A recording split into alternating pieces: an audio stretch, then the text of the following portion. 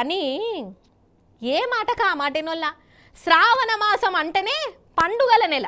నాగుల పంచమి, రాకిట్ల పున్నమి, కృష్ణాష్టమి ఇట్లా పండుగలు వస్తుంటాయి. ఇక ఈ నెలంతా మన ఆడవడుసులు పూజలు వ్రతాలలా మునిగిపోతారు కదా. అన్నట్టు నాగుల పంచమి ముచ్చట చూసిరు కదా. ఇక ఇప్పుడు ఒక ఊరికి పోదాం. ఆ ఊళ్ళే ఒక పండుగ నడుస్తుంది. ఆ పండుగను చూస్తే చల్లటి చెమటలు కూడా వస్తాయి. పాండ్రి జరిసేపు భయపడుకుంటేనే చూసేసి వద్దాం మనం, రాండ్రి.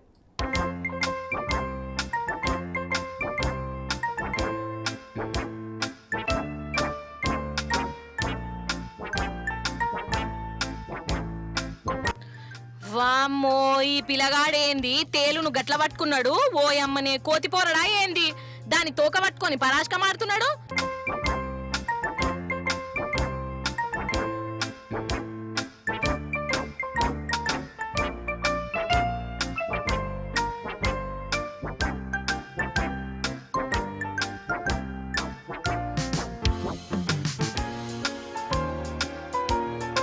అగో ఈ అన్ననైతే మొహం మీద పెట్టుకున్నాడు తేలును. అగో ఈ అక్క కూడా తేళ్లతోని మజాక్ చేస్తున్నది కదా. తేళ్ళంటే అసలే భయం లేదు, తోకల ఇసం ఉంటదని ఎరక ఈ కూడా ఇగో ఇట్లా చేస్తున్నారేంది అని నాకు భయం అనిపించిందులో. కానీ ఇక వీళ్ళను ఈ తేళ్లు ఏమి అననే అనయట. ఎందుకు అనంటారా, లోకమంతా నాగుల పంచమి చేస్తుంటే ఇగో ఈ నారాయణపేట దగ్గర తేళ్ల పంచమి నడుస్తాంది. నారాయణపేట దగ్గర ఉన్న కందుకూరు ఊళ్ళే కొండమావ గుట్టున్నది. ఇగో ఈ గుట్ట మీదనే తేళ్లకో గుడున్నది. అగో తేలు విగ్రహం కర్ణాటక, తెలంగాణ, ఆంధ్ర ఇగో ఇట్లా చుట్టుముట్టు రాష్ట్రాల నుంచి నాగుల పంచమి నాడు జనాలు ఈడికస్తారు. తేళ్లను దొరకబట్టి అగో వాటితోని ఇగో ఇట్లా ఆడుకుంటారు.